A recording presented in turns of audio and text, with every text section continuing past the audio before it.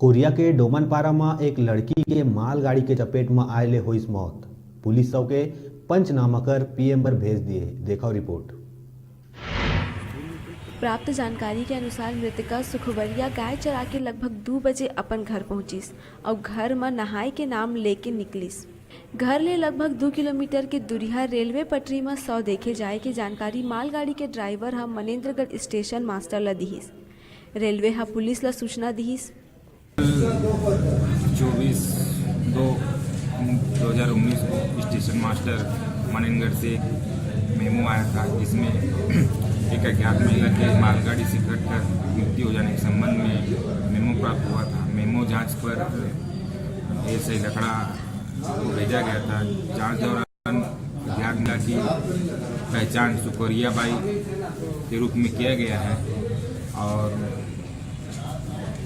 शव का पहचान कर पंचनामा।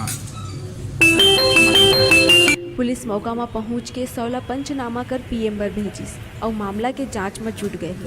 Korea digital reporter Sanjay Gupta की रिपोर्ट।